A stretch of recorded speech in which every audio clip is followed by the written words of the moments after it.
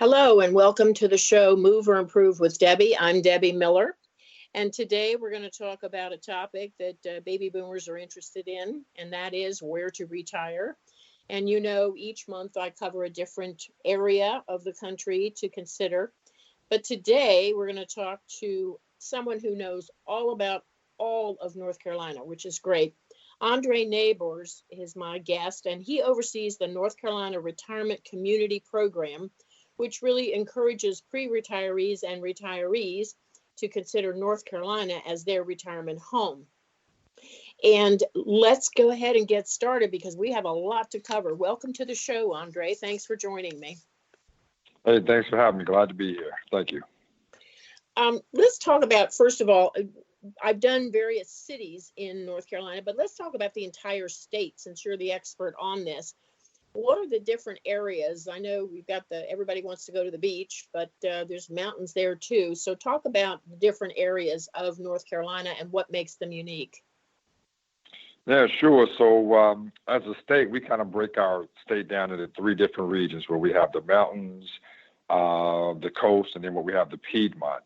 And our Piedmont is basically more of our more urban areas. So it's your Greensboro, your Winston-Salems, your Raleigh-Durham, Fayetteville, your Charlotte, the Pinehurst area. So it's kind of the middle portion of the state. So we kind of break it down into those three regions, and those are kind of our ways of marketing our state. We even have our state travel guide where we have three different, same copy, but or same information in the booklet, but we have three different copies that represents all three of the regions, and we've been doing that every year for about the last couple of years. So it's one of those things that we try to represent the whole state.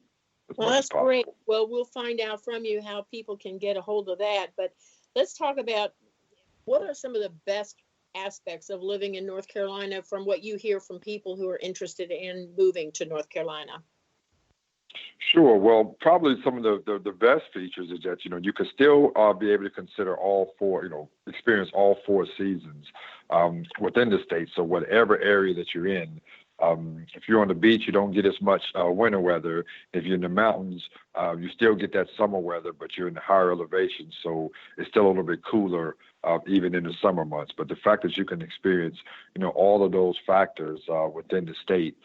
And if you're, moving from a big city, you can still get some urban life when you get into the state as well, in the places like Raleigh or Charlotte or Greensboro or the High Point or Winston-Salem areas as well. So, we kind of put our name or hat on, that you can still experience all the things that you're experiencing in any other state, but in any part of North Carolina, you can get that experience.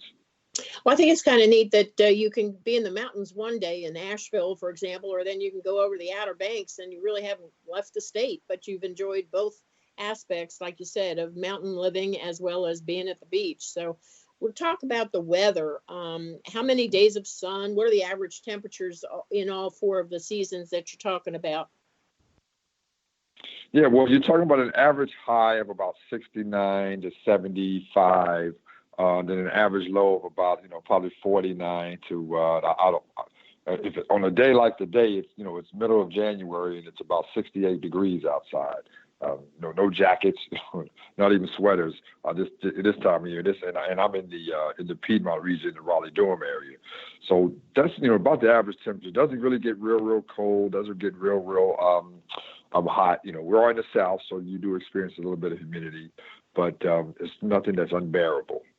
Well, that's great. So if that's good to live in the weather format, what about taxes? Are they high or low or middle of the range? What's going on with that?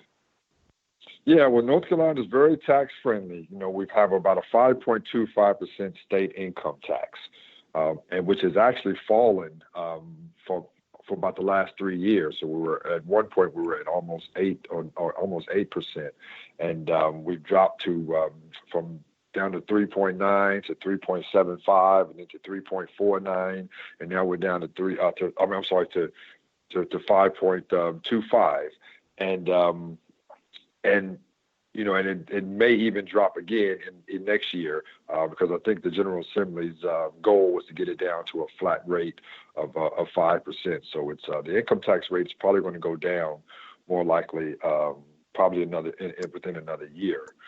In addition, there's no Social Security tax, there's no estate tax, and then of course our property tax varies by the county, so it depends on the county and the city that one's living in. But the average is about 0.8% per 100,000. So you're looking at about $800 a year in property taxes on a $100,000 home. That's pretty good. That's pretty good. Which is pretty neat. Which is pretty neat. For sure. I see why people. I've moved a lot of people from here, where I am in Northern Virginia, down to North Carolina, and I see why they do that, because it's so much easier. So, what about the cost of living? I know that you can get a whole lot more house down there than you can up here.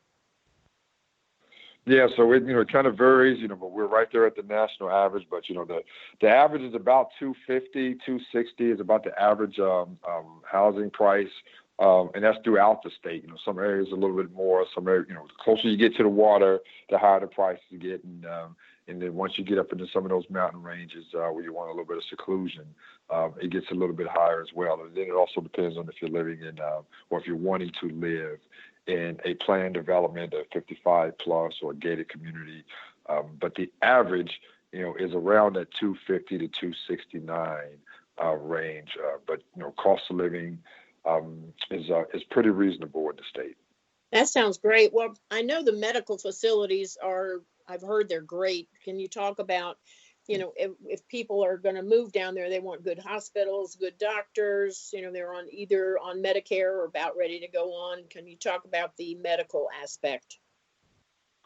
Yeah, sure. So great medical care within the state of North Carolina. Of course, we have the UNC healthcare system, Novant, and then the most popular probably Duke, and then even Baptist Hospital that's real big in cardiology in the Winston-Salem area. So those aspects are very prominent within the state, and it's even prominent remotely. So a lot of the Duke Medical is even being spread out to even some of the rural areas. They're also investigating, they're doing more with even telehealth. So even if you're in a more rural area, you can still get access to that type of healthcare, even if you're in a secluded location. So the healthcare here is real big. We have the Research Triangle Park here that's real big with the tech companies, but also really big in pharmaceuticals headquarters as well. We have a lot of influx of folks moving in, even for the job market, that are in those types of industries. So medical within the state of North Carolina is definitely top notch. Excellent. That's great. Well, I know, in rural areas, one thing that's a problem is so many doctors are quitting and hospitals are closing up. So it's nice to hear about the telehealth aspect. But what areas would you consider to be the most walkable? Which cities? And do you have to have a car? Can you get around without it? What kind of public transportation do you have?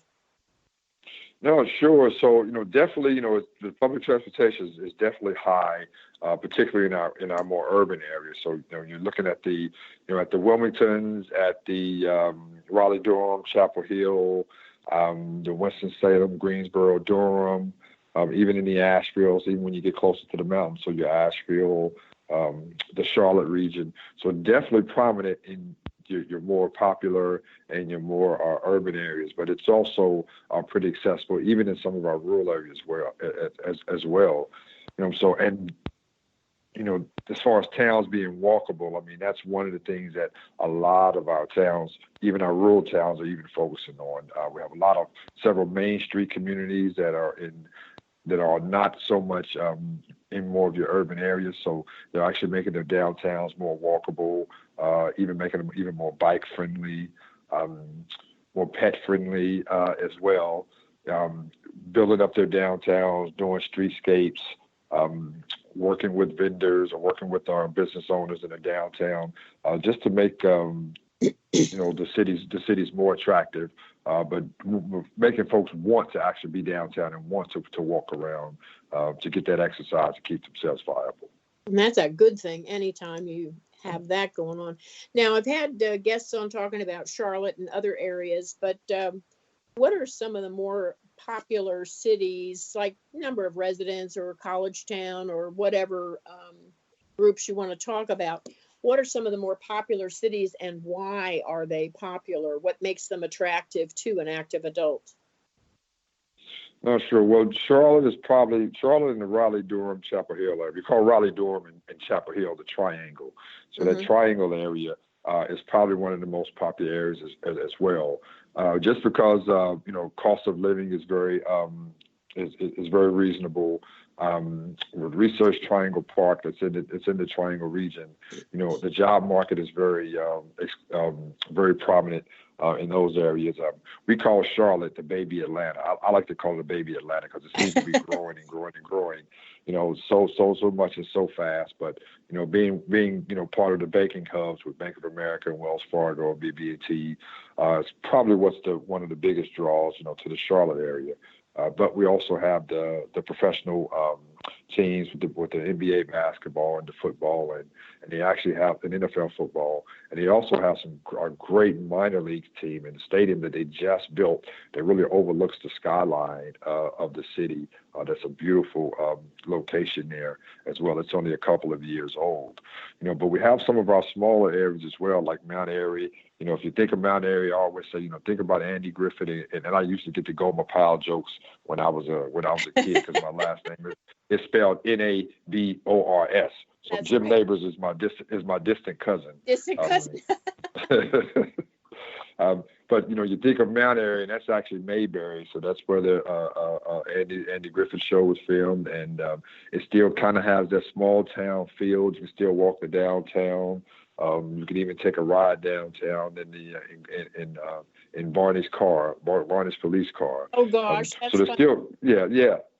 So there's Baby great boomers would unique love that. areas. Baby Oh, boomers would absolutely, love that. Yeah, absolutely, for sure. Well, that's fun. Yeah. Now I absolutely. know So New Bern. I've had people move down there, but it's not actually on the water, but it's close enough. So talk about that as well. yeah, so New Bern is one of those that is a town that's right off of what we call the Pamlico Sound and the Neuse River. So it's great because you can still have water access, but you're not right there on the beach. But you're only about 45 minutes drive from the beach, from Atlantic Beach. So you can be on the beach, in no time, actually.